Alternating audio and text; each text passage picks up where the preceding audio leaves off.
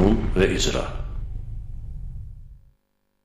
Salam, hörmətli tamaşaçılar. Qanun və icra verişi olaraq biz yenə sizinlə. İlk öncə bugünkü mövzularla bağlı və eyni zamanda dəyərli ekspertlərimizdən çözəcəyimiz mövzu ondan ibarət ki, vaxtı ötmüş dərmanlardan danışacaq. Bu dərmanlar ki, birbaşa bizim vətəndaşlarımız istifadə edir, insan sağlamlığı ilə bağlı olan bir məsələdir.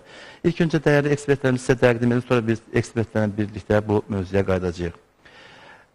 Əzizov Əyyub, Bakı Dövlət Universitetinin müəllimi, kafedra müdürü, eyni zamanda professor. Hacı Savalan Hafizoğlu, eyni zamanda ailə məsələləri ekspert.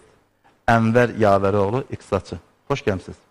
İlk öncə bugünkü mövzumuz ondan ibarətdir ki, müəllim, vaxtı keçmiş dərmanlar, vaxtı ötmüş dərmanlarla bağlı, insan səhhətinə ziyan vurula biləcək, onun dövrədən çıxarılması ilə bağlı. Sizin fikirlərinizi öyrənmək istədik. İlk öncə, mən birinci dəfə gəldiyim üçün sizin bu gözəl verilişinizi, bu televiziya kanalını təbrik edirəm. Çox sağ olun. Sizə uğurlar arzu edirəm. Tanrı sizə kömək olsun. Hara geçsəniz, Allah sizə uğur gətirsin. Qaldı ki, vaxtı keçmiş dərmanlar, tək dərmanlar yox, hər şeyin köhnəsi insana ziyandır. Hər şeyin köhnəsi. Suyun özü də qalanda o ziyan gətirir. Çörək özü qalanda yenə ziyan gətirir. Bir halda ki, dərmandırsa, dərman lap pis, adama pis təsir edir. Deyir, dərmanlar xəstəni salsa yatağa, bu xəstə yataqdan durarmı bir daha? Mümkün deyil o. Ona görə də dərmanları təmiz dərman gətirmək, onu vaxtında satılmasa, onun vaxtında onu qaytarmaq daha sərfəli olar, daha yaxşı olar. Ona görə də Səhiyyə Nazirliyi köhnə dərmanların hamısını yığır, gəlir, bilsələr onun hamısını götürüb aparırlar, məhv edirlər. Çox sağ olun. Hörmətli hacı, ümumiyyətlə siz ailə məsələsi ekspertsiniz. Bu sahədə təcrübəniz yetərincə var. Ümumiyyətlə, vaxt ötmüş dərmanlarla bağlı, ümumiyyətlə, dövrədən bəzi vətəndaşlar çıxarmır, görün, tarixin dəyişir, bəzi alıcılarında haqlı narazılığına səbəb olur. Mən də öncə bütün hal-hazırda ekran qarşısında əyləşən tamaşaçılarımızı salamlayıram. Özəl olaraq öz şəxsi tamaşaçılarımı salamlayıram. Və hələ mən də bu söhbətin üstünə gəlmək istəyirəm. Bu veriliş hüquqi verilişdir ən əsası. Amma mən hər şeyə ailə məsələləri üzrə ekspert olaraq insani tərəfdən yaxınlaşıram. Və onu demək istəyirəm ki, bu dərmanları saxlayıb, vaxtı ötümündən sonra yenidən möhürləyib, təzədən satışa buraxan insanlar, hansısa valideynin evladını, valideyni gözyaşlı qoyan insanlar, siz düşünürsünüzmü? Sabah bu sizin öz evladınızın başına gələ bilər. Siz düşünürsünüzmü, əlinizi vicdanınızın üstünə qoyub fikirləşmirsiniz ki, bugün mən kiminsə evladını bədbəxt edirəmsə, sabah mənim öz evladımın başına da bu oyun gələ bilər. Bunları düşünmək lazımdır. Hər kəs öz əlini öz vicdanının üstünə qoyub düşünməlidir ki, əgər mənim bir kimsəyə xeyrim yetmirsə, heç olmaya ziyanım dəyməsin. İnsani tərəfləri fikirləşmək lazımdır. Düzdür, hüquqi tərəfdən hüquq öz işini görür. Qanun çərçivəsində hər şey həll olunur. Cəzası, amma artıq iş işdən keçdikdən sonra bir ananın, bir atanın gözü yaşlı olandan sonra o cəzanın xeyri varmı? Çox sağ olun, hörmətli hacımız. Ənvər müəllim, ümumiyyətlə bu apteklərdə satılan dərmanlardan, yəni bir də dərman və dərman preparatları ümumiyyətlə müəyyən apteklərdə müəyyən fərqli qiymətə satılır. Yəni bir iqtisadçı kimi, yəni nə söyləyə bilərsiniz? Mən də hər kəs salamlayıb, sizə də dəvəti üçün təşəkkür edirəm. Dərman birbaşa insanların, belə deyim, sağlamlığı ilə əlaqədar mövzu olduğuna görə, bir də insanlıq yaranandan bəri hər illər keçdikcə insanlar öz sağlamlığına çox düşünürlər, getdikcə daha çox alırlar. Və hətta mütəxəssislərin belə bir proqnozu var ki, optimist proqnozu, önümüzdəki 20 ildən sonra insanların ortalama yaş həddi 80 ili keçəcək. Çünki artıq insanlar öz sağlamlıqlarını daha təbii yollarla qazanmağa çalışırlar. Dərman və aptek iki mövhum bir araya gəlində işin içinə biznes girir. Təbii ki, iqtisad qarışır. Bəli, maraq qazanır. Ona görə də burada 95% insanların, alıcıların maariflənməsindən söz gedir. Təbii ki, dərman elə bir şeydir ki, onun tərkib hissəsi normal gözlə, insan gözü ilə baxılıb bilinə bilməz. Bu, birbaşa müəyyən qurumların öhdəsinə düşən bir şeydir. Və apteklər də buna maraqlı olmalıdır. Mən düşünürəm ki, yenə də 90% insanların özü, çünki informasiyanın pik nöqtəsində yaşayırıq, araşdırıb, siz yenə deyirəm, biznesdə tələb və təklif məsələsi olduğuna görə insanlar çox tələb elədikcə, təbii ki, o ucuz məhsullar, vaxtı keçib ucuzlaşdırılmış məhsullar bazara daha çox girəcək.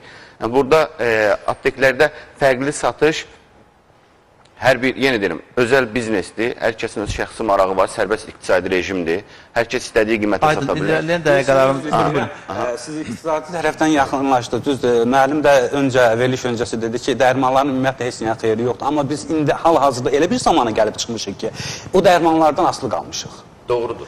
Bu zamanda, bu dövrümüzdə heç olmayan o insanlar da öz vicdanlarına sığınsınlar, öz vicdanlarıyla üzbəüz olsunlar. Heç olmayan biz insanları belə bədbəxt etməsinlər. Aydındır. Əvvəl, ümumiyyətlə, bəzi dərmanlar bir təyinatdır. Baş ağrı dərmanı, müəyyən adlarda, tərkib eynidir. Yəni, bir kimyaçı kimi.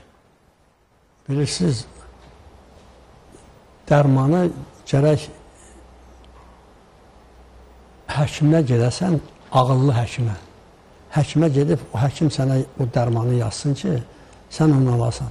Bəzən insanlar özlərinə həkimliyə eləyir, gedir, deyir, mənə baş ağrısı ver.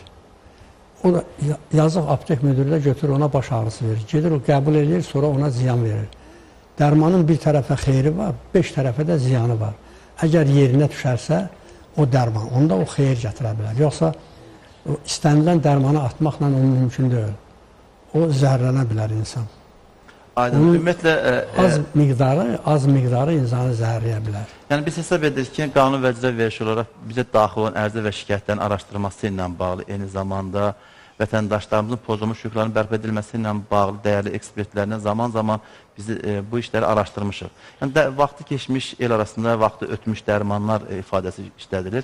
Həqiqətən də bu günləri cəmiyyətimizdə elə dərmanlar var ki, vətəndaşlarımız ondan istifadə edir. Bəzi hallarda fəsadlar olur. Biz buna görə də belə halların olmasın deyəni vətəndaşlarımızın maarifləndirilməsi üçün, vətəndaşlarımızın maarifləndirilməsi üçün bu mövzuya qayıtmışıq.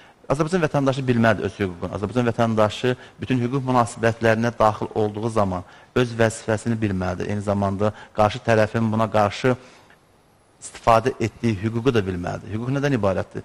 Ona görə də biz çox dəyərli bir ekspertimiz var. Əfsusun biraz gecikmişdi. Rızayev Vasif. Azərbaycan tanınmış hüquqşünaslarımızdan biridir. Vasif, mən xoş gəlmişsiniz. Bu günləri mövzumuz ondan ibarətdir ki, vaxtı ötmüş dərmanlardan və dövriyyədə olan çıxarılması ilə bağlı vətəndaş məsuliyyəti, vətəndaşların alladılması ilə bağlı, dərmanların satılması ilə bağlı. Ona görə biz bir mövzu qoymuşuq. Buyurun, xoş gəlmişsiniz. Üzürlü sayın gecikdim, üzürlü səbəblərdən. Vətəndaşların aldadılması ilə bağlı bilirsiniz, bu dərmanların satışı ilə bağlı vətəndaşın bir statusu yaranır, ona da istehlakçı deyirlər.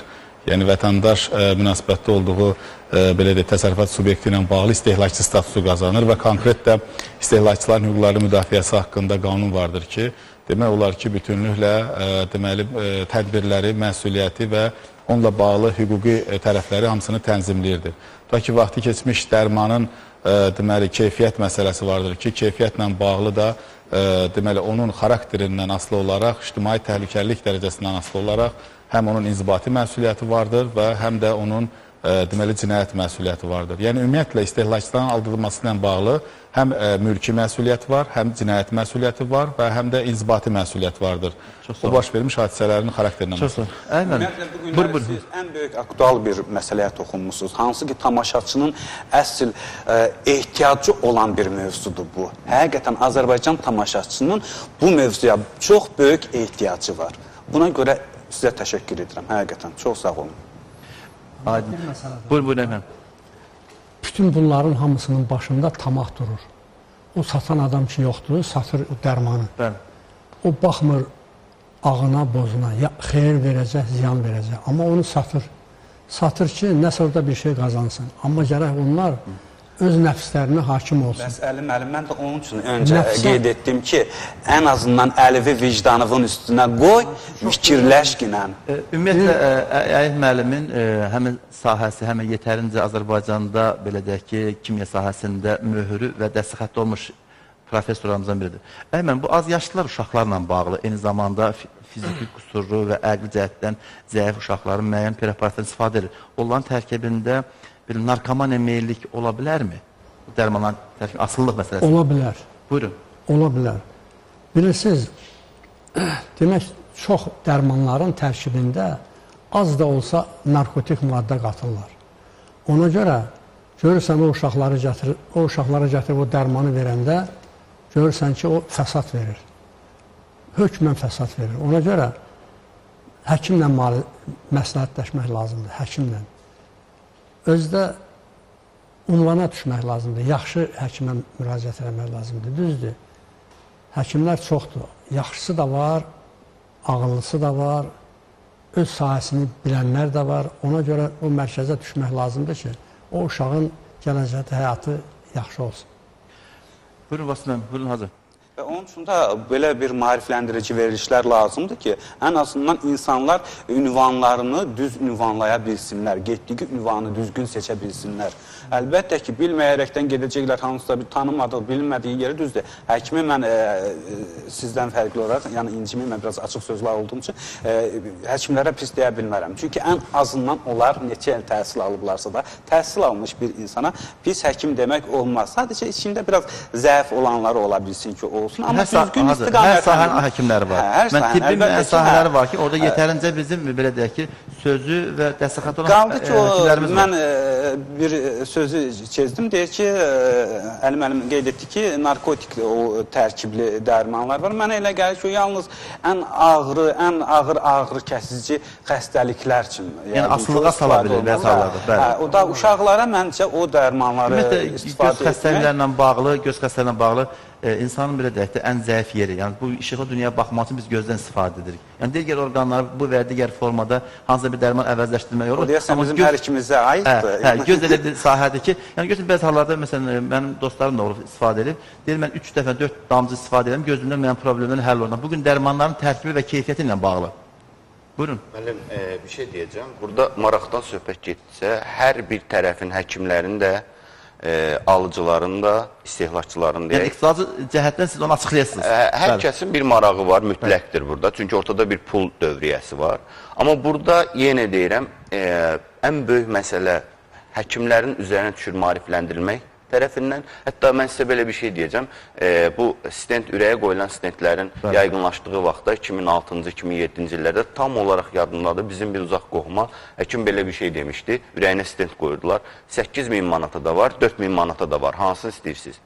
Təbii ki, 55 yaşında bir insan daha çox yaşamaq üçün zəng elib kəndə deyəcək ki, 5-6 dənə də iynək satıb, mən 8.000-ni istəyirəm. Amma şey cəhətdən, bunların o qədər də bir, belə deyim, detaylı fərqi yox idi.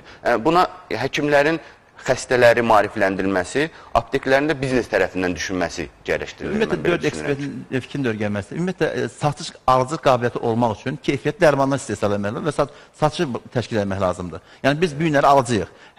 Satıcı keyfiyyətli mal satmalıdır ki, alıcılıq daha çox olsun.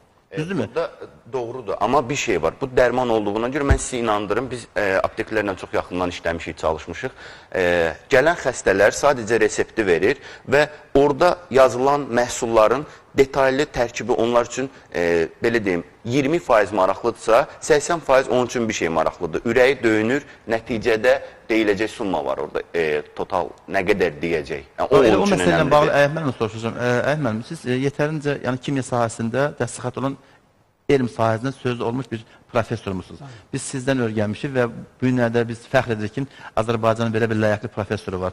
Cənab professor, mən bir şey öyrənmək istəyirəm. Bax, bu dərmanlarla bağlı həkimlər yazır.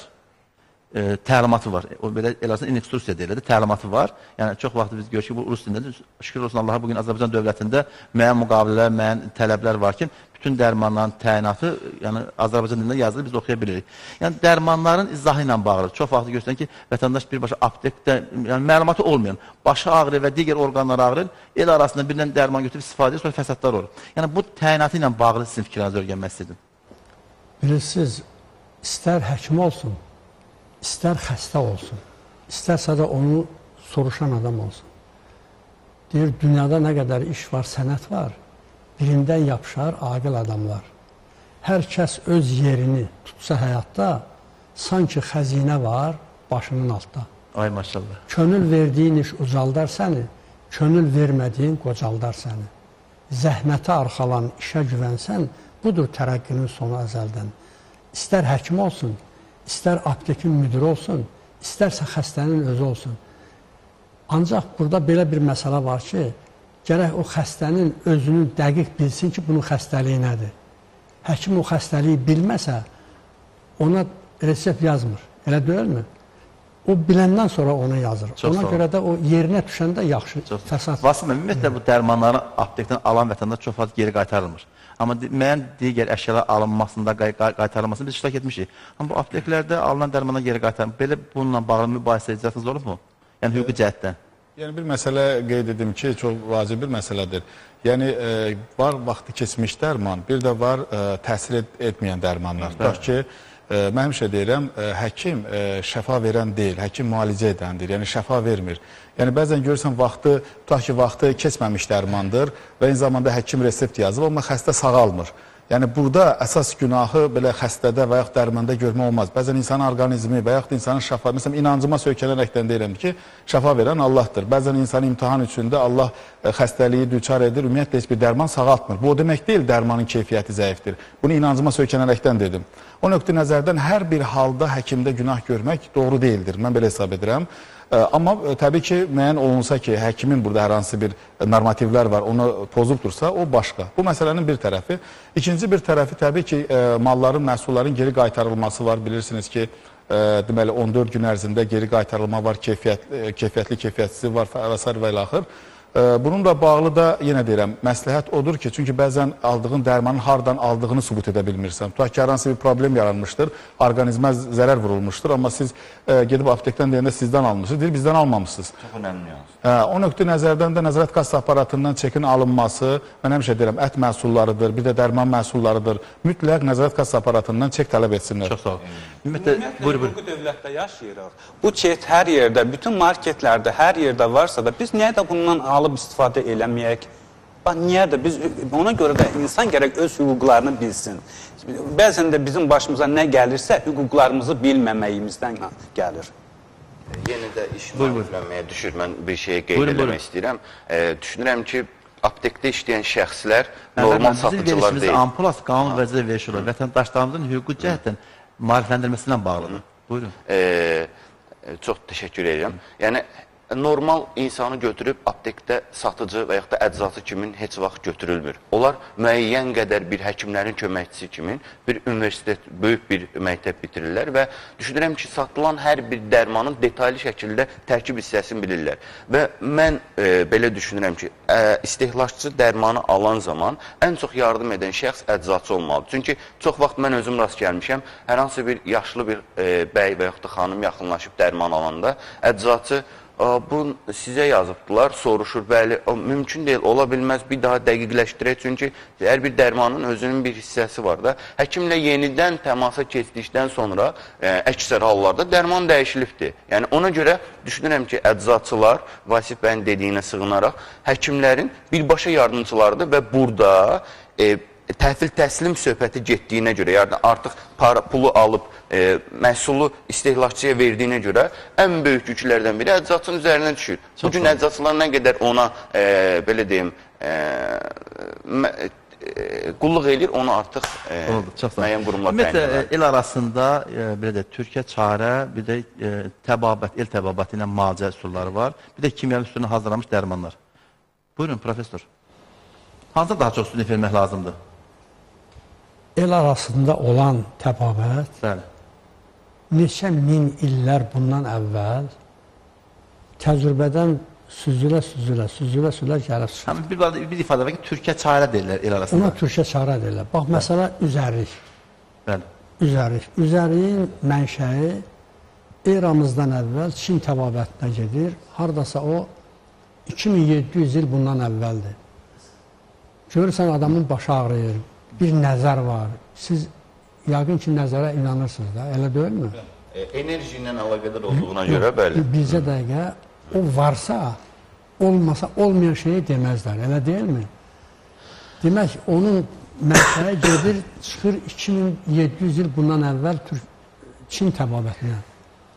Aristotel deyir ki, ey şah, elmə biliyə yar ol, amandır cahildən daim kənar ol. Bağlı bir qapıya açar axtarsan, onu alimlərdə axtar, taparsan. salamat yaşamaq istəsən əgər, gündə üzərlik at, hər gün, hər səhər.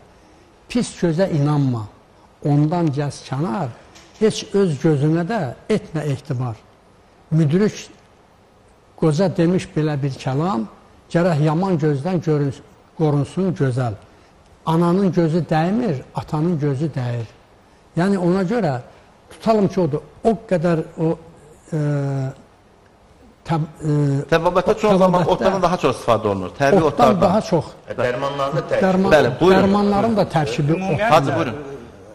Veriliş başladıqda cənab professor qeyd etdi ki, hər şeyin təbiisi. Bəli. Hər şeyin təbiisi daha gözəldir. Sözsüz ki, hətta yəni təbii otlarla müalicə, təbii otlarla çaylar, təbii, bax belə şeylər. Düzdür, biz o qədər kimyəvi məhsullar qəbul etmişik ki, artıq damarımızda axan qanlar da kimyəvi bir məhulla dönübdür. Amma son zamanlar, çox üzrəyirəm, son zamanlar bu kimyəvi, belə deyək ki, preparatlara, yəni kimyəvi tərkibli dərmanlara daha çox meyillik var. Yəni, Hacı kimi siz də buyurun. Buyurun. Mən razı deyiləm sizdən. Çünki insanların ehtiyac anlayışı dəyişib.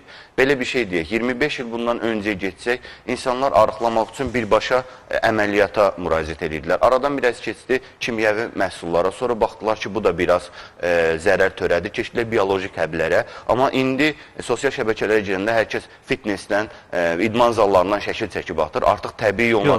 Sualım ondan ünvanla, sualım ondan ibarət, yəni kimyəvi tərkibli dərmandan daha çox istifadəyə meyilli var. Bu pratiklə əlaqədərdir. Üzr istəyirəm, az öncə mən qeyd etdim, axı, artıq özümüzü o dərmanlardan asılılıq vəziyyətə salmışıq. Peki dərman özümüzü nasıl vəziyyətə salır? Yox, insanlar, siz burada psixolojik nüans var da mənim. İnsanlar pratik yoldan, yəni zaman etibarilə ən qısa yoldan ən maksimum əldə eləməsi lazım olan bir şey istəyirlər. Ona görə, məsəl üçün, bir bədənini genişləndirmək istəyən bir gənc istəyir ki, məsələn, 5 ay əziyyət çəkib onu təbii yolla etmək əvəzində yaxşı görülsün deyə tez 2 dənə həb atıb onu əldə edir və təbii ki, bunun zərərləri var. Hacı da buyurdu ki, onun nəticəsi... Zərərləri var, əlbəttə, yəni biraz tənbəlləşmə, psixolojik nüanslarla əlaqədar olan bir şeydir bu. Elm artdıqca dərd də artır. Bax, əvvəllər nə idi? Adicə qrip olurdu, başqa bir xəstəliklər yox idi. İndi xəstəlik, gedirsən xəstəxanaya, sənə o qədər xəstəliklər adı qoyurlar ki, bilmirsən ki, bu xəstəlik adı haradan yaranıb. Yəni, elm artdıqca həqiqətən dərd də artır, qabaqları belə şeylər yox idi. O xəstəliyə adın qoymasına varıb professional fikrini öyrənəcəm. Buyurun. Dərmanlar xəstəni salsa yatağa, o xəstə yataqdan durarmı bir daha? Dura bilməz. Dərman belə ziyandır. Ancaq hər şeyin qədəri. Qədəri və çərçivəsi. Qədəri və çərçivəsi. Götürün suyu. Suyu çox içəndə onun da ziyanı var. Çörəyi çox yeyəndə onun da ziyanı var. Bax, götürün, biz niyə ağaçları qoruyuruq? Yaşıl ağaçları. Niyə kəsirik ağaçları? Niyə kəsmirik? Ağacın özündə çox qəribədir. Bu şam ağaçları yoxdur. Şam ağaçlarında azon əmələ gəlir. Orada belə bir maddə var. Ona deyirlər limonin. O limonində bir dənə 2 qat, yəqin kimyaçılar ola bilər, qulaq assınlar, limonin. Orada bir 2 qat rabitə var. O maddə çıxır ağacın gövdəsinə və orada oksigen, havanın oksijeni ilə birləşib, orada peroksid əmələ gəlir. O peroksid zəifdir, parçalanır, atom halında oksigen alınır. Atom halında olan oksigen havanın oksijeni ilə, O2 ilə birləşir, azon əmələ gəlir. Azon əmələ gələndə havanı təmizləyir. Gedirsən orada gəzirsən, şam ağaçları meşəsində. Hətta ağciyarı xəstə olan adamlar da gedib gəzəndə. Yəni bu təbiətin özü insanı qayda qanuna salır. Dünyanı zəhərləyən də insandır, gözəlləşdirən də insandır. Deyir, səmadan bir mələk heyrətlə deyər, nədir bu ruhi ərzi qapayan insanlar? İnsanlar, mübəşşir misiniz cənnətlə yox müxəff Rabbanı, Kitabullahı bir təftiş edin. İnsanlar, ölən kim, öldürən kim, zülm eləyən kimdir? Məgər bunlar sizdən deyilmi insanlar? Yəni, insandır bunun hamısını edir. Az öncə Əyyub bəy qeyd etdi bu arıqlanma, kökəlmə. İnanın ki, yəni mən özüm bu qərara gəlmişəm, bu qənaətə gəlirəm ki, inanın, fikir versək, fiziki işlə çox məşğul olan insanlarda bir o qədər xəstəlik yoxdur. Hər kim ki, oturaq işlərlə məşğuldur.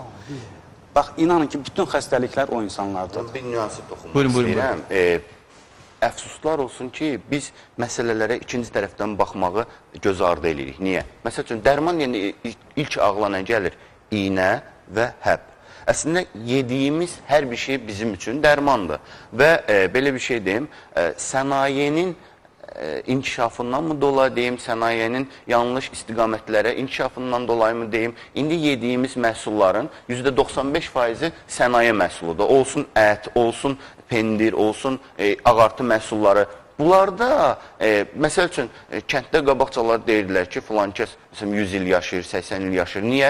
Çünki yeməyi yeyirdi, sonra fiziki işlə, müəllimin dediyi kimi məşğul olurdu. Toksinləri təbii yolla atırdı, tərlə falan filan. Amma indi biz şəhər şəraitində, daha çox şəhərləşmədə oturaq işlərlə məşğul olduğumuza görə təbii ki, onlar bizə zərər gətirir. Amma yenə də düşünürəm ki, indi informasiya dövründə yaşayırıq. Hər bir kəs qəbul elədiyi hər bir qidanı mədəsi ilə dost olaraq qəbul eləməlidir və vücudunu tanımalıdır. Başqa bir nüans toxunmaq istəyirəm. Əyyub bəy bunu daha yaxşı təsdiqləyə bilər. Məncə, insanların vücudu da get-gedə dəyişir. Çünki o sənaye məhsullar... Aldığı qidə ilə bağlı. Bəli, bəli. O sənaye məhsullar, məsəl üçün, 20 il bundan qabaq qrip deyəndə burun axıntısı, öskürək, boğaz ağrısı. İndi qrip deyəndə hərə bir cür qrip tutur. Biri bel ağrısı tutur, biri göz ağrı. Çünki, belə deyim, revolüsiya uğrama deyilən bir şey var. Xəstəliklər dəyişib. Eyni ilə bir dərman artıq, yəni deyirlər ki, məsəl üçün, filan dərmanı at keçib gedəcək, o dərmanı istəyirsən doldur belə vedrə ilə at keçib getmir. Çünki vücud dəyişir, individuallaşır artıq. Bir o qədər düzdür, mən özüm də o qədər yaşlı, amma 70-ci illərdə baş verən xəstəliklər zamanı cəmi 3-4 dərmandan istifadə olunur. Həbədən istifadə olunur. İndi onları ləğv eləyib. İndi onlar halbuki o dərmanları atırdın, xeyrini də görürdün. İndikiləri nə qədər atırsınız, müəllim demişkən, nə xeyri var, nə... Amma bir şey deyim də, üzr istəyirəm. Buyurun, cənab professor, buyurun. Bu kökəlmə, xəstəlik, bunların hamısı... Kökəlmə, bir də hamı arıqlamaq istəyir. Hamı arıqlamaq. Deyir, çox yatmaqla, çox yemək bədənə bəla gətirir. Çox yatmaq körlər bədəndə qanı, ölüyə oxşadır tamam insanı. Erkən duranların olmasa gözü, bu həyat çeşməsi çağlamaz özü. Ancaq az yeməklə, azaltmaqla sən gözəl bir murada çata bilərsən. Çox sağ olun, cənab professor. Ümumiyyətlə, Vasmən, Bərdə rayon sakini Əliyeva Türkan Fərruq qızı bizim Dünya TV kanalı, qanun və cəza verişini ərzini müraciət edərək Bərdə rayon məhkəməsinin qanun qüvvəsinə almış məhkəmə qətnaməsinin alimentlə bağlı icra edilmədiyi barədə şikayət edir. Həmən icrata başlamaq haqqında Bərdə rayon icra şöbəsinin böyük icra məmuru Natiq Camalovun icraatında olduğunu bildirir. Eyni zamanda icrata başlamaq haqqında qərar bizdədir. 5-i 2-ci ay 2017-ci ildə icrata başlayıb. Bugünə qədər aliment vermir. Aliment verməyən həmən qətnamə üzrə borçlu Əliyev Elzamin Şüküroğludur. O qeyd edir ki, 2 az yaşlı uşaq üçün hərəsinə 100 manat, ümumiyyətlə 200 manat aliment məbləğində müəyyən edilir və tutularaq ödənilməsi qət edilmişdir. İcrata başlayıb, 5 aydan artıq vaxt keçir, heç bir icra hərəkətləri aparılmıyor. Bu işə də onun özünün yazdığı kimi qaynənəsi Nəzirə xanım manatçı törədir ki, mən oğluma imkan verməyəcəm, aliment ödəsin. Oğlun da yetərincə imkanı var, təsərrüfatı işləyir və qabiliyyət də var. Buyurun. Yəni, alimentin ödənilməsi ilə bağlı deyim ki, ümumiyyətlə, həqiqətən də çox mürəkkəb bir prosesdir. Bilirsiniz, bəzən bir icra məmuru hər hansı bir aylıq üçün, aylar üçün olan borcu ödətdirir. Sonra yenidən, bilirsiniz, icraat tutaq ki, daimi icraatda olan, tələb olunan işdir. Tutaq ki, o uşaq yetkinlik yaşına çatana qədər davamlı olaraq bu icraatda olmalıdır. Amma bu məsələnin icra məmuru tərəfindən hansı tədbirlər görülmək lazımdır? Əlbəttə ki, birinci onlara könüllü icra müddəti verilir ki, həmin məbləği, tutaq ki, borc olan məbləği deməli ödəmiş olsun. Əgər ödəmirsə... Artıq bizim əlimizdə icrata başlamaq haqqında qərar var. Bəli, icrata başlamaq haqqında... 15-i 2-ci ay 2017-ci ildə icra məmuru, Bərdə rayon icra şöbəsinin böyük icra məmuru Natiq Camalov. Onunla bağlı, yəni... Bu vaxta qədər heç bir icra hərəkəti aparmadığını bildir şikayətçi. Qeyd edir ki, mənim həqiqətən himayəmdə məhkəmə qaydasında müəyyən olunmuş aliment məbləği var, himayəmdə 2 az yaşlı var. Mən hal-hazırda atamın və anamın himayəsində yaşayıram Bərdə rayonda. Şikayət əsaslıdır. Yəni, söhbət ondan gedir ki, icra haqqında qanunun 12-ci maddəsi var. İcra haqqında qanunun 12-ci maddəsində birbaşa qeyd edilir ki, icra hərəkətləri 2 ay ərzində deməli həyata keçirilib yekunlaşmalıdır. Yəni 2 ay ərzində bütün sorğular, əmlak və gəlirlərlə bağlı bütün sorğular deməli verilməli və əmlak gəliri müəyyən edilməlidir və eyni zamanda bu borcun ödənilməsi təmin edilməlidir. Burada artıq 5 aydır keçib heç bir tədbir görülmür. Demək ki, icra məmuru üzərinə düşən, əgər həqiqətən də şikayətçinin dediyi kimidirsə, bəzən araşdırırsan, belə deyək, haqlı olmayan şikayətçilər də ortaya çıxır. O zaman hər bir halda biz yazılmış ərzəni biz məhkəmə qətnaməsi və icra başlamaq qərarla biz bu mövzuya o zaman icra məmuru üzərinə düşən vəzifələrini yerinə yetirmir. Təbii ki, bununla bağlı onun imkanları vardır ki, icra məmuruna etiraz etsin. Ola bilər icra məmuru hər hansı bir şəkildə əlaqəlidir. Ola bilər, yəni deyirəm ehtimal. Yəni təcrübədə belə şeylər olur. Mən rast gəlmişəm. O nöqtə nəzərdən də icra məmuruna etiraz edə bilər. Bəzən elə hesab edirlər ki, iş həmişə icra məmurunda qalmalıdır. Etiraz etsin, əsaslandırılsın, etiraz edə bilər. Və digər tərəfdən də deməli yox, xüsusilə qeyd edir, onu elə ailə məsələsi ekspertimiz Hacıdan soruşacağım. Deyir, bu məsələdə oğlan bəlkə ödəmə aparaq qaynanam qoymur. Yəni qaynananın qoyulmaması belə deyək, qanun o hissəyə belə bir mənalı təbii ki, borcdan tutmalıdır. Yəni qaynana Hacı bilir. Hacıdan biz dəfələrlə regionlarda da olmuşuq. Belə olur. Qaynalar orada qanundur. Yəni icra məmuru peşəkarcasına işə yanaşmalıdır. Qaynana orada mane ola bilməz, onu demək. Çox hörmətli hüquqşünas Vasif Rızayev, çox sağ olsun. Hüquqi tərəflərini çox gözəl anlatdı. Amma mən insan tərəfləri, ailə eksperti olaraq insan tərəflərinin üzümü tuturam o qaynanaya. Deyirəm, birbaşa canlı efirdən deyirəm. Sənin boğazın yoxdurmu? Sizin ağzınız yoxdurmu? Siz çörək yemirsinizmi? Və o 2 uşağı haqqında heç düşünüb daşınmırsınızmı? O 2 uşağı dünyaya gətirəndə sizin o oğlunuz, hansı ki o indi hal-hazırda qazanır, başının altına qoyur, sizə yedizdirir. Bəs o uşaqları niyə fikirləşmirsiniz? Çox sağ olun Hacı. Mən hesab edirəm ki, bu günləri mövzumuz və bizə daxil olan ərizə və şikayətlər, eyni zamanda canlı yayımda bizim əlaqə telefonlarımız var. Vətəndaşlarımız bizə ərizə və şikayət edir və pozulmuş hüquqlarla bağlı, yəni dəyərli ekspertlərimizin fikrini paylaşır insanlarla. Bu günləri vaxt ötmüş dərmanlar, eyni zamanda qanun qoyulmuş məhkəmə qətnaməsi icrası ilə bağlı icra mərhələsində yaranmış problemləri biz çökürük. Bu günləri həqiqətən də bu sahədə yetərincə işlər aparılır. Qanun tələbi var. Qanun öz işini görür. Biz insanlar, vətəndaş olaraq öz insani haqlarımızı yerinə yetirməliyik. Buyurun, cənab profesor. Üzr istəyirəm, siz çox gözəl dediniz. Mən üzümü tuturam o uşaqların atasına. O uşağın atasının anasına. Deyirəm ki, axır, bərabərdir, de bölünsün 2-yə, insaf dinin yarısıdır. Bunu sən böyütmüsən, sən yetirmirsən. Sən, o uşaq sənindir, hara geçsə sənindir. Bəlkə Türkan xanım bununla ailə qurmasa, başqa bir Azəri oğluna ailə qursa daha xoşbaxt olardı. Artıq bu qızın həyatı budur. Ey ata, üzr istəyirəm. Ey ata, bir utan öz övladından pis rava görmə, ona heç zaman. Övladına pis deyib, söymə dünyada, o da söyür-söylən olacaq onda. Abur haya gözdə söz danışanda, o da haya edər, biz o qədər Əkbər müəllim, Vasif müəllim, belə sosial verilişlərdə olmuşuq ki, o qədər dözməyib xanımını öldürənlər olub, belə şey. Hələ belə öldürməkdənsə hələ ayrılmaqları məsləhətdir. Amması odur ki, sənin o 2 körpən var, o uşaqlar əllərdə alət olmasın. O sənin evladındır, sənin qanını daşıyır. O bilməlidir ki, sən ata çörəyi ilə ayrılsa da, ata çörəyi ilə böyüməlidir o uşaq. Buyurun, Vasif müəllim. Bu yaxınlarda bizim müdafiə etdiyimiz şəxs Gəncə Apellyasiya Məhkəməsində, yəni həmin ataya üzümü belə deyək tutaraq deyirəm ki, alimenti ödəmədiyinə görə, hətta bir hissəsini ödəmişdi belə, yenə borc qalmışdı deyə 1 il azadlıqdan məhrum olundu. Yəni, 1-ci instansiya məhkəməsi islah işlər vermişdi. Sonra biz müdafiə etdik onu Gəncə Apellyasiyada. Bu 3-4 ayın bir deməli işidir. Nəticəsi 1 il azadlıqdan məhrum oldu. Yəni, alimentin ödənilməməsi şəxsin azadlıqdan məhrum edilməsinə qədər gəlib çıxa bilər. Ona görə bu işdə çox həssas yanaşsın. Biz hesab edirik ki, yəni, icra məmuru bugünə qədər inzibatını verməlidir. Mütləq verməlidir. Yəni, inzibatın gecikməkdə onun yaxın maraqları var. Bəli, inzibatı gecikdikdə bilirsiniz də cinayət məsuliyyəti məsələsi də geri qalır. O nöqtə nəzərdən də icra məmuru üzərinə düşən vəzifələrini yerinə yetirmirsə, davamlı şikayətlərin olunması İnşallah, yəni sizi bizdə inşallah kömək edək. Buyurun. Hər birinizdən, yəni qanun qarşısında boynumuz tükdən incədir.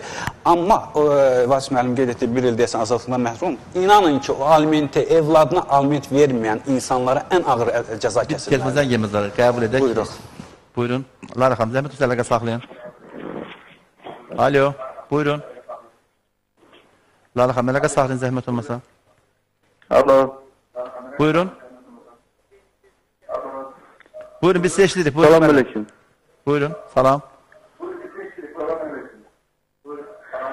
Vallahi mənim bir dənə problemim var, amma bilmirəm Azərbaycanda kimə dərdimi deyim. Buyurun, buyurun. Ekspertlərimiz sizi dinləyir, buyurun. Demək, mənim bir qaynanam var, Allah ona məhlət eləsin. Müəllim, xahiş edirəm, efirə uyğun danışın, buyurun. Mənə pul borcludur, mənim gül kimin evladım, oğlum, ailəmi dağıdır, verib məni Xəzər oyunu məhkəməsinə. Mən bu köməyi kimdən istəyim Azərbaycandan? Müəllim, sizin bu ərizə ilə bizə müraciət edir rəsmi qayda. Biz sizin ərizənizi araşdıraq. Çox sağ olun. Basim müəllim, ümumiyyətlə bu borclarla bağlı, bəzi hallarda vətəndaşların bir-birinə pul verib alması ilə bağlı. İzzətə belə işlər olur mu? Çoxdur.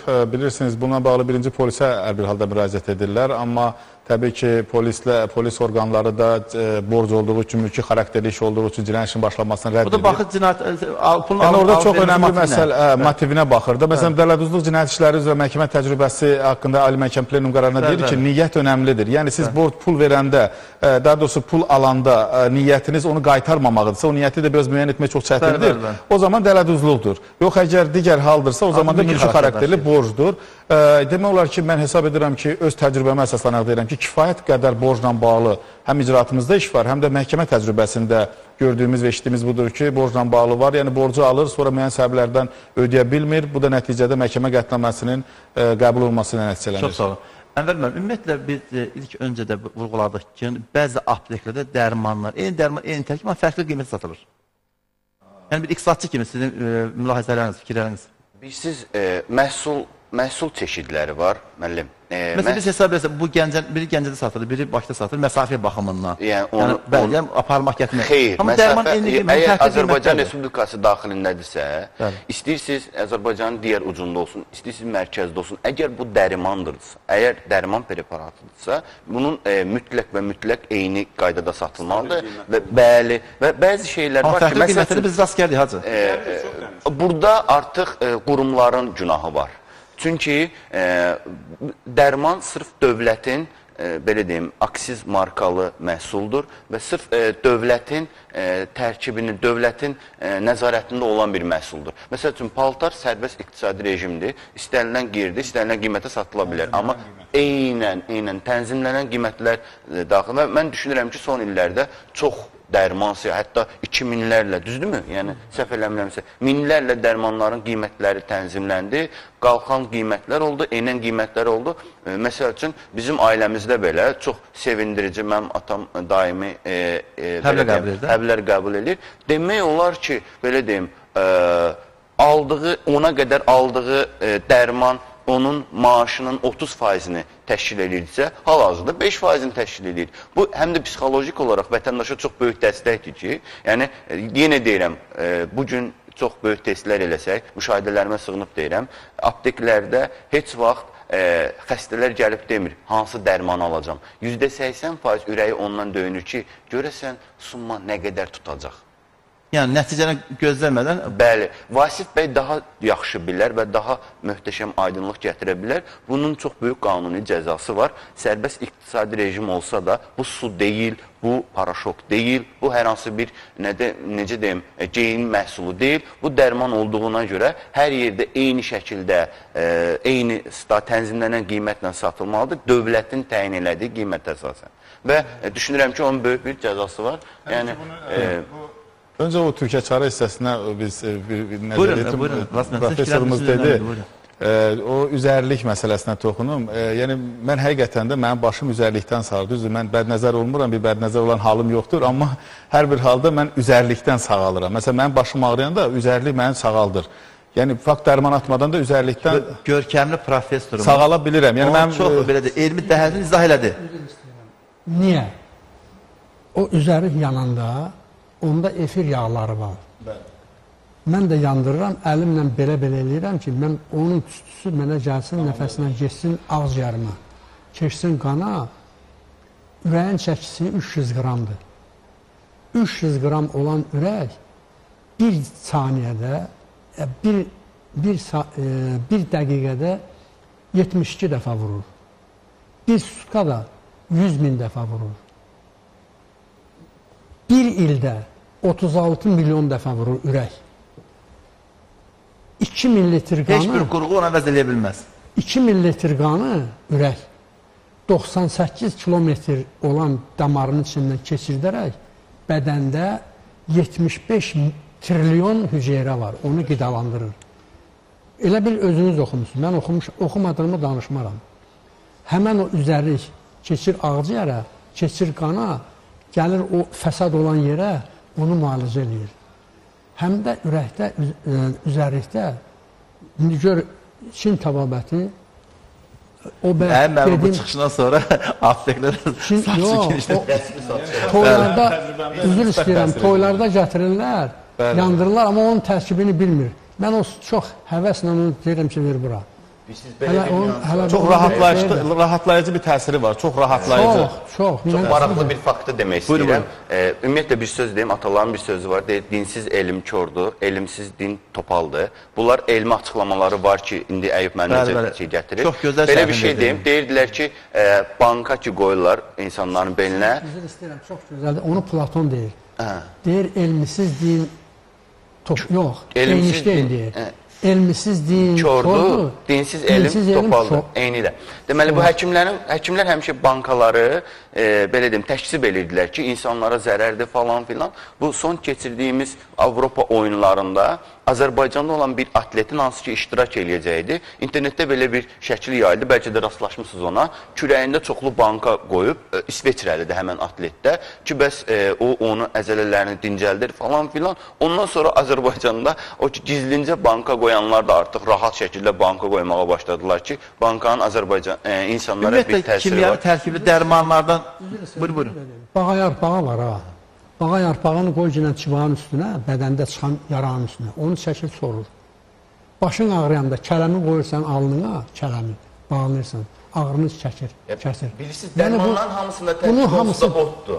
Bunun hamısı təbii deyilən şeylərdir. Havadan alınmayıb. Siz nə qədər iqtisadi, siyasi, dini, hansı mövzu olursa olsun, toxunuruqsa, fikir verirsiniz, sonuçda yenə də gəlirik Allahın dərgahına.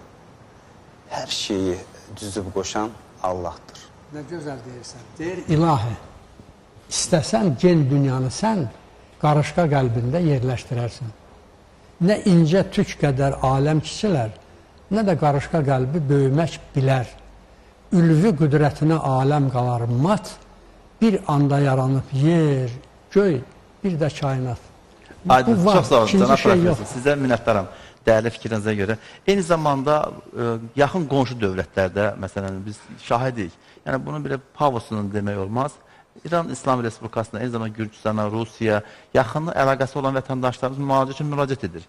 Orada ölkənin özünün dərmanları da var. Bəzi hallarda görürsünüz ki, bizim vətəndaşlarımız daha çox İran İslam istehsal olan dərmanlara meyilli olur. Amma oranın həkimlər buranın dərmanı qəbul eləmir. Yəni, belə fikirlər var arada. Bu el arasında belə bir fikir var. Buyurun, tərkibə görə, cənab profesor. Tərkibə görə mən sizə bir şey deyim ki, o dərmanları istehsal edən zavod var ha. O zavodun rəhbərindən çox şey asılıdır. Onu nəzarət edir, necə lazımsa, nə qədər insana xeyir verə bilirsə, o cürə hazırlayır. Amma eləsi var ki, onun izamerini hazırlayır, özü yox. Ona oxşar düzəldir. Mən dərmanların, belə deyək ki, o məlumat kağızını oxusunuz da, o tərkibi bir kimyaçı kimi razılaşırsınızmı o tərkiblə? Mən şəxsən yox.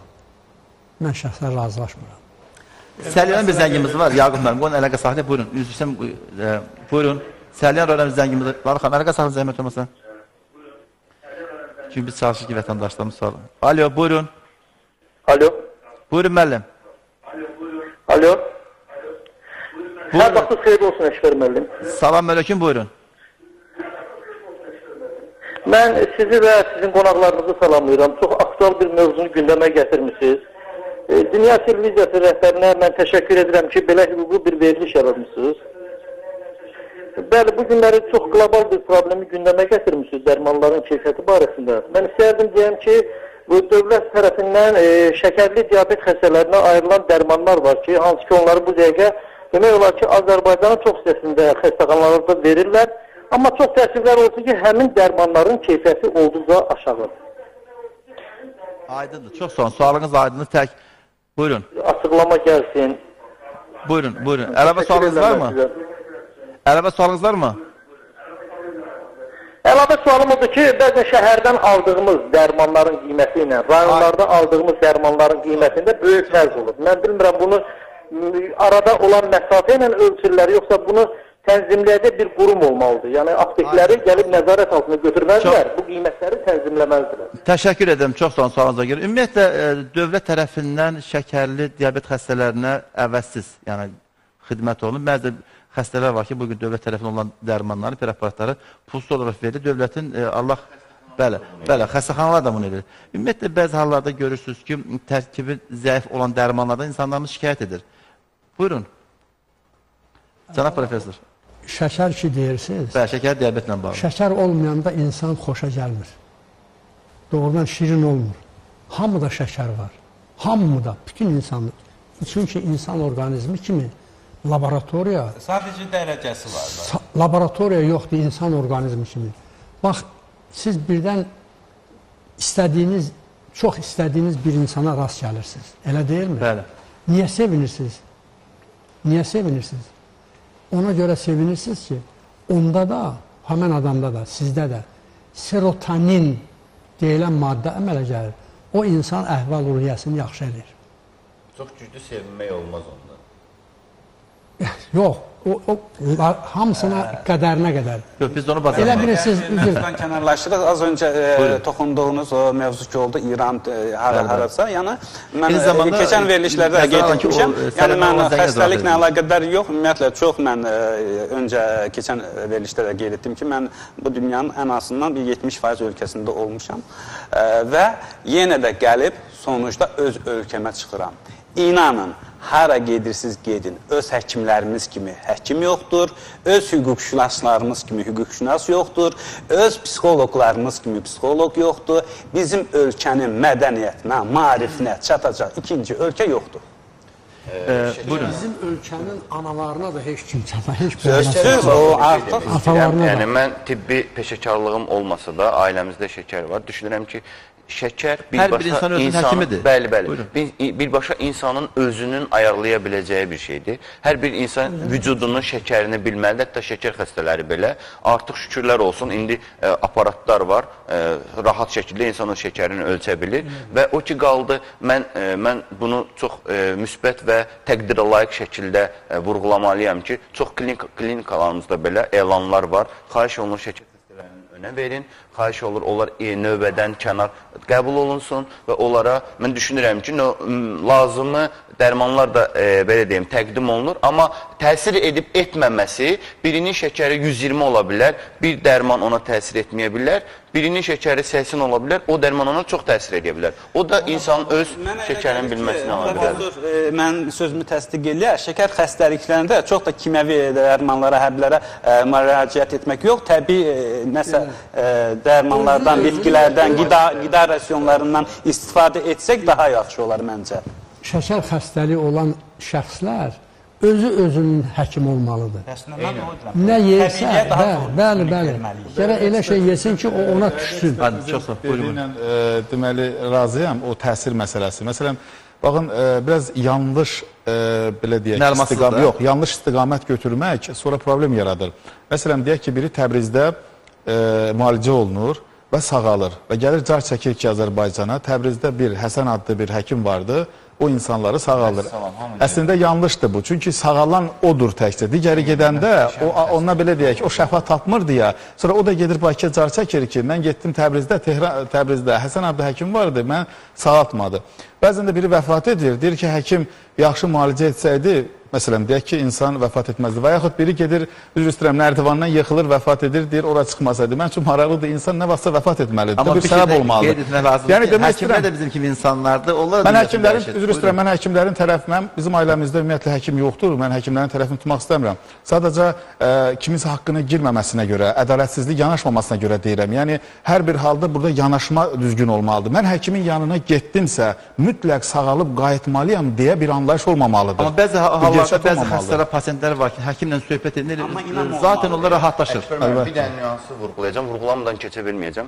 Bu yaxınlarda böyük dövlət qurumları tərəfindən sərəncam imzalandı və bunu mütləq vurğulamalıyıq ki, artıq Azərbaycan əczalarında, yəni apteklərdə satılan dərmanların çox hissəsini demək olar ki, hamısında tərkib hissələri Azərbaycan dilində Bəli, yazılır. onu ilk öncə vurğuladım. Azərbaycan dilində yazılır və mən zəhmət olmasa hər bir şəxs aldığı dərmanın tərkib hissəsini oxusun bir də. Yəni, bunu oxumasa o dərmanı qəbul eləməsi birinci o sağlamlığı ilə əlaqədardır. Yəni, mütləq və mütləq onu məncə oxuması lazımdır. Mən bir şey vurğulamaq istəyirəm. Yəni, 4 ekspertimizin 4-ü də, yəni bunu səmimi xahiş edirəm, yəni qısa və lakanik cavablandırsın. Mən də içində olmaq şərtində həkimə müraciət edəndə birinci cümləm o ki, həkim, doktor, xahiş edirəm, mənə firma dərmanları yazma. Buyurun. Yəni, Mən sizin də təcrübəniz olur. də, dünyada ən zəhərli maddə, ən insana çox zərər verən maddə sözdür. Sözün ekoloji aspektləri var. Deyir, sözü düşünməmiş söhbətə keçmə, 100 dəfə ölçməsən, bir dəfə biçmə. O şəkər xəstəliyi olan insana bir ağır söz deyərsən, onun şəkəri durduğu yerdə 200-dürsə 300-ə qalxır, 400-ə qalxır. Bıçaq və söz yarası. Söz, bəli. Bıçaq yarası sağalır, ancaq söz yarası sağalmır. Sözü də həm şifahi, həm də yazılı şəkildə təsir edir. Söz insanın sinir sisteminə təsir edir, mərkəzi sinir sisteminə təsir edir. Çox sağ ol. Buyurun, Hazır. Ümumiyyətlə, insan evladı boynuna düşən yükü... Mənə firma dərmanları yazın, bir şey rast gəlmişsiniz mi? Olub. O hamısı firmadan gəldi, bunlar hamısı. Hamısı firmadan olur, amma baxır da hansı həkim hansı firmanın üstünə göndərir, belə bir şeylər də var. Yəni, qaçılmaz bir şeylərdir bunlar. Qaldı ki, insan tərəfləri, yəni insan olan insan evladı boynuna düşən yükü yəni elə bir düzgün icra etməlidir ki, sonra qanun qarşısında cavab verməməlidir. Verilişimizin adına yoxun. Düşünürəm ki, o firma dərmanları deyimi xalq arasında o sürü psixologiyasına yaranan bir termindir. Mən firma dərmanı xatırlatmaqdansa, onun Hipokrat andını ona xatırladaram ki, daha çox biraz vicdani və məntiqinin hər ikisindən paralel istifadə edib o dərmanları yazsın və mən bir şeyində tərəfdarıyam ki, əgər həqiqi şəkildə satılan dərmanlar əgər qiyməti ilə ölçülürsə, yəni demək ki, onun laboratoriya şəraiti möhtəşəmdir, demək ki, onun hazırlanma şəraiti möhtəşəmdir, daha keyfiyyətli və sertifikasiyaları daha spesialistlər tərəfindən təqdim olunan bir şeydir. Firma dərmanına mən pis baxmıram, açıq deyim, amma yenə deyirəm, firma dərmanı nədir? Birinci onu aydınlaşdıraq. Yəni, bütün dərmanlar, siz demişəm, firma dərmanı. Heç kim evində durub kuxnada şey hazırlamır, yəni dərman hazırlamır, hamısı firma tərəfindən gəlir. Amma həkimin dərman yazıb, sırf filan firmadan alması deməsi, o məni biraz düşündürür. Amma ən yaxşı həkim, mən onu oradan sezirəm ki, deyir, bu dərmanın, bu dərmanın, bu dərmanın. Üçünün də adı fərqlidir, amma tərkib hissəsi eynidir. Bu olmasa bunu al, bu olmasa bunu al, bu olmasa bunu al. Yəni, o daha yaxşıdır, yəni, eyni ilə tərkib hissəsi. Firma dərmanı, mənim bildiyim qədər, həm bahadır, firma dərmanları. Həm də həkimin marağı var. Həm də həkimin marağı var. Yəni, bəzən lazım təcrübəni deyirəm sizə, lazım olmadığı təqdirdə firma ilə həkim ola bilər, razılaşsınlar falan. Yəni, mənim bildiyim, eşitdiyim budur. O nöqtə nəzərdən, yəni insanlar firma dərmanı onsuz da bilirsiniz, hüquqi şəxslər tərəfinə. O yanaşmadan yanaşmırlar. Yəni, söhbət bahalıqdan, bir də lazım olmadığı təqdirdə yazılışından. Çox doğrudur. Yəni, o nöqtə nəzərdən firma deyirlər. Yəni, onların dərdi budur əslində. Onu hamısı deyir. Onu bəzən görsəz, biri 10 manata dərman var, eyni tərkibli 1 manata da var. Belə hallar da olur. Çoxdur yəni. Belə də hallar da olur. O nöqtə nəzərdən, məsələn, bizim yaxın, belə deyək, qohumlarımız var, aptekdə işləyirlər. Məsələn, həqiqətən də belə olub ki, 10 manatlıq dərmanı deyib eyni tərkibinə 1 manat. Orada artıq məndə də bir fikir formalaşır ki, aha, bunlar firma dərmanıdır. Yenə də hara, belə deyək də, dönürüzsə, vicdan məsələsi ortaya çıxır ki, yəni hər kəs, təbii ki, hər kəs vicdanlı olsa heç bir problem olmaz. Ona görə də ümid edək ki, inşallah da amma mən bir şey də vurğulamaq istəyirəm ki, bəzi hallarda biz də, yəni ətrafımız, çevrəmiz də içində olmaq şərti ilə həkimə müraciət edirik və həkim resept yazır, biz dərmanı alırıq. Müəyyən mərhələdə özümüzdə biraz rahatsız hiss edəndə artıq müalicəmizi başa çatdırmırıq. Bu, insan arqanda yarımçıq qalır. Belə olan halda biz təkrar həkimə müraciət etmirik. bir halda bizim vətəndaşlıq borcumuz və yaxud məsuliyyətimiz ortaya çıxır. İnsanlar lakin axıra qədər gedib yekun nəticədə laboratoriya keçir, nəticəni ortaya qoymur. Özüm yaxşı istədim və şükür Allah, hər şey yaxşıdır. Belə olan halda həkimimiz elə məsuliyyət qoymaq olmaz axı. Buyur mu? İnsanda doğru deyirsiniz. İnsan özünə arxaya vurur, görür ki, yaxşılaşır. 3-4 il həmlədən sonra gör, yaxşıdır, artıq dayandır. Amma o işin, daxildə arqada işin görür. Müalicəni buraxır, deyir, mən yaxşıyam. Amma sonra bir də görürsən ki, dizi qırıldı, yıxıldı, yatdı. Axırda o xəstəlik mən preparatlara tabi olmur. Elədir. İnsan bir də gərək özünü örgədibsə bədəni, o dərmanı, onu qəbul eləməlidir. Amma elə dərmanlarımız var, bu günləri onlar insanın ömrü gün yoldaşıdır. Bəli. İndi elə mənə onu veriblər. Buyurun. 3 dənə, yox, 4 dənə dərmanı var. Mənə deyir ki, bunu axıra qədər, özü də mən dərman atan deyiləm. Allah şəfa versin. Özü kimyaçı olduğuna görə dərman sadə edilmir. Mən doğrudan dərmandan qorxur. Çünki mən kimyaçıyam, bilirəm onun içərisində nə var, nə yox. Eləsi var ki, lazımdır, eləsi var, lazım deyil. Amma mənə deyib ki, bu səndən axıra qədər gedəcək. Mən də qorxudubdur məni. Mən də qorxuram, atıram da dərmanı, ikinci yolu yoxdur. Amma elə belə olubdur, belə də gedəcəkdir. İnsan gərək özünə inam olsun. Ən çətin xəstəlik inamsızlıqdır. Ondan çətin xəstəlik yoxdur. Yəni, psixoloji təsir düşmək olmaz. Yəni, insan özünü müalicə eləməlidir. Bəli, davam eləməlidir. Toplum olaraq buna hazır olmalıyıq. Çox möhtəşəm bir şey var. İngiltərəli bir həkimin maşını xarab olur, aparır ustaya, motoru xarab olur. Motorist maşını düzəldə zarafat edir, həkimlə deyir, ay həkim, siz insanın, bu da cərrah olur, siz insanın ürəyini əməliyyat edirsiniz, o qədər pul alırsınız ki, amma biz maşının ürəyini düzəldirik, heç pul almırıq, bu nətər olur? Həkim durur belə, həmən ustanın qulağına pıçıldır ki, sən motor işləyə onu düzəldə bilərsən, yəni biz böyük bir risk edirik də, ürəyə demirik ki, sən onunla 2 gün dayan, biz bunun üzərində işləyək. Burada bir nüansı vurğulamaq istəyirəm, bənzətmə elədiyim nüansı. Biz toplum olaraq həkim yanına getməyə, dərmana xərc kimi baxırıq. Adi atamıza, öz bacımıza, yoldaşımıza deyəndə ki, gəl həkimə, deyir, əşi, imkan yoxdur, qoy qalsın. Biz siz haçan gedirik. Yəni bu, təbii ki, bişmiş şablon bir kəlmələrdir, amma bizim problemimizi deməliyik. Ən son anda, ən son nasılqada gidəndə belə aparırlar ki, xərəcdə ki, artıq bir şey eləsinlər. Bunun qaydası, qanunu var. Biz psixolojik olaraq həkimlər insanlarla dost olmalıdır. Əgər mən düşünürəm ki, həkimlər insanları doğru şəkildə maarifləndirib, onlarla dost olsa, insanların özü həkimə gedər və xəstələnməmiş belə özünü gedib baxtıra bilər. Bizim vətəndaşlarım, Azərbaycanlı olaraq biz həkimdən qaçarıq. Yəni ona görə demək istəyirəm ki, xərc olaraq baxmaq lazımdır, dost olmaq lazımdır. Biz, həkim bizdən qaçsa da, biz həkimdən qaçmamalıyıq. Niyə? Çünki bizim son yerimiz həkimdir. Öz də Azərbaycanda sizi inandırıram, o qədər gözəl həkimlər var. O qədər gözəl, bayaqları siz gözəl dediniz, nə axtarırsan vətəndə axtar. Üzr istəyirəm, ağlı az olan insanlar xoşbəxtliyi gedir uzaqda axtarır. Ancaq ağıllı insanlar xoşbəxtliyi yanında aparır, yanında gəzdirə-gəzdirə xoşbəxt olur. Ancaq deyir, kim daha xoşbəxtdir? O kəs xoşbəxtdir ki, onun xoşbəxtliyi, başqalarının xoşbəxtliyində payı çox olsun. Birinə sual verirlər, deyir, ən xoşbəxt adam kimdir? Deyir, ən xoşbəxt adam bütün o xoşbəxtlərin hamısından. Həyatı təhlükə qarşısında qalan bir xəstəni müalicə edib ayağa qaldıran həkimdən dünyada xoşbəxt adam yoxdur. Yəni, həkim belədir. Həkim insanın, xəstənin anasıdır, atasıdır. Çox sağ olun. Hörmətli professor, biz qanun və cəza verişi olaraq həqiqətən biz xoşbəxtıq. Müəyyən insanlarımızın xoşbəxt olunmasında, eyni zamanda ərzə və şirkətin araşdırmasında bizim də payımız var, dəyərli ekspertimizin payımız var.